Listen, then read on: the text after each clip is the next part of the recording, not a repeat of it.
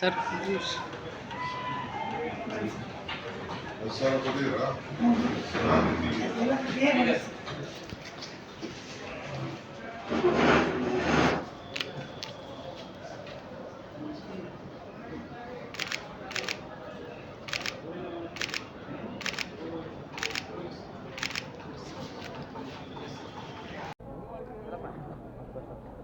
Nomination ಹಾಕಲಿಕ್ಕೆ Umesh ಮೇಟಿಯವರು nomination ಆಗ್ತಾಯಿದ್ರು. ನಾನು ಅಧ್ಯಕ್ಷರು ಮತ್ತು ಗೋಪಿನಾಥ್ AICC ಸೆಕ್ರೆಟರಿ ನಾವೆಲ್ಲರೂ ಕೂಡ ಬಂದಿದ್ದೆವು. ನಾಮಿನೇಷನ್ ಹಾಕಿದ್ದೀವಿ. ಇದು ಒಂದು ಉಪಚುನಾವಣೆ. ಮೇಟಿಯವರು ಕಳೆದ ಸಾರ್ವತ್ರಿಕ ಚುನಾವಣೆಯಲ್ಲಿ ಗೆದ್ದಿದ್ದರು. HY ಮೇಟಿಯವರು ಅವರು ಮಧ್ಯದಲ್ಲೇ ಕಾಲುವಾದರು. ನಾವ್ಯಾರೂ ನಿರೀಕ್ಷೆ ಮಾಡಿರಲಿಲ್ಲ ಅವರು ಕಾಲುವಾಗ್ತಾರೆ, ಉಪಚುನಾವಣೆ ಬರ್ತದೆ ಅಂತೇಳಿ ನಿರೀಕ್ಷೆ ಮಾಡಿದ್ದರು. ಆದರೆ ಉಪಚುನಾವಣೆ ಅನಿವಾರ್ಯವಾಗಿ ಬಂದಿದೆ. ಆ ಸ್ಥಾನ ಭರ್ತಿ ಮಾಡಲಿಕ್ಕೆ ಅವರ ಕುಟುಂಬದವರೇ ಆದಂಥ ಉಮೇಶ್ ಮೇಟಿಯವರನ್ನು ಅಭ್ಯರ್ಥಿಯನ್ನಾಗಿ ಮಾಡಿದ್ರು. ಇವ್ರನ್ನ ಅಭ್ಯರ್ಥಿಯನ್ನಾಗಿ ಮಾಡೋದಕ್ಕಿಂತ ಮುಂಚಿತವಾಗಿ ಎಲ್ಲ ಜನರ ಅಭಿಪ್ರಾಯವನ್ನು ಕೇಳಿದ್ದೀವಿ.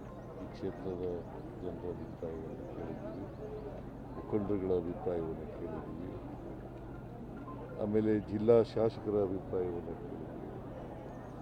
ಎಲ್ಲರೂ ಕೂಡ ಮೇಟಿಯವರ ಕುಟುಂಬದವರಿಗೆ ಕೊಡಬೇಕು ಅಂತಕ್ಕಂಥದ್ದು ಅಭಿಪ್ರಾಯ ವ್ಯಕ್ತ ಮಾಡಿದರು. ನಾನು ಕೂಡ ಕರೆದು ಮಾತಾಡಿದ್ದೆ. ಮೇಟಿಯವರ 4 ಮಕ್ಕಳನ್ನು ಕರೆದು ಮಾತಾಡಿದ್ದೆ. ಅವರು ಯಾರಿಗಾರು ಕೊಡಿ, ಹೈಕಮಾಂಡ್ನವರು ಯಾರಿಗಾರು ತೀರ್ಮಾನ ಮಾಡ್ತಾರೆ ಅದಕ್ಕೆ ನಾವು ಬದ್ಧರಾಗಿದ್ದೀವಿ ಅಂತ ಹೇಳಿದ್ರು. ಹಾಗಾಗಿ ಉಮೇಶ್ ಮೇಟಿಯವರನ್ನು ಕ್ಯಾಂಡಿಡೇಟ್ ಮಾಡಿದ್ದೀವಿ. ಈಗಾಗಲೇ DK ಶಿವಕುಮಾರ್ ಅವರು ಪ್ರಸ್ತಾಪ ಮಾಡಿದ್ದಾರೆ.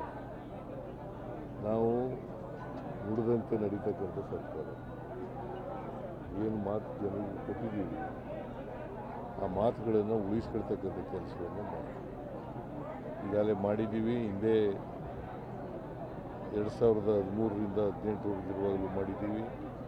ಈಗಲೂ 3 ವರ್ಷ ಆಗ್ತಾ ಇದೆ ನಮ್ಮ ಸರ್ಕಾರ ಬಂದು. 2023 ಮೇ 20ನೇ ತಾರೀಕು ಅಧಿಕಾರಕ್ಕೆ ಬಂದು ಅವತ್ತಿನಿಂದ ಇವತ್ತಿನವರೆಗೂ ಅನೇಕ ಕಾರ್ಯಕ್ರಮಗಳನ್ನು ಕೊಟ್ಟಿದ್ದೀವಿ. ಜೊತೆಗೆ ಒಂದೇ ವರ್ಷದಲ್ಲಿ ನಾವು ಏನು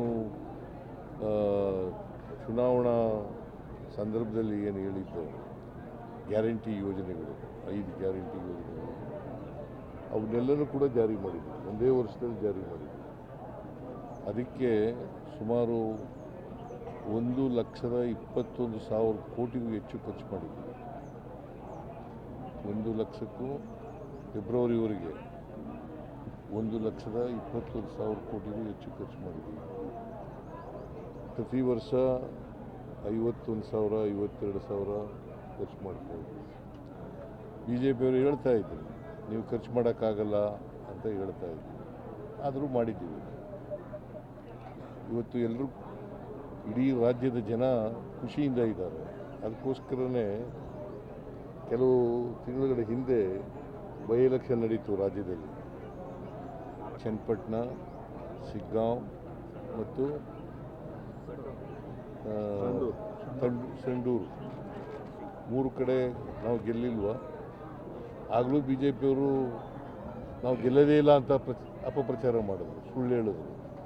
ಗೆಲ್ಲಿಲ್ವ, ಅದು ದೊಡ್ಡ ಅಂತರದಿಂದ ಗೆದ್ದಿದ್ದೀವಿ.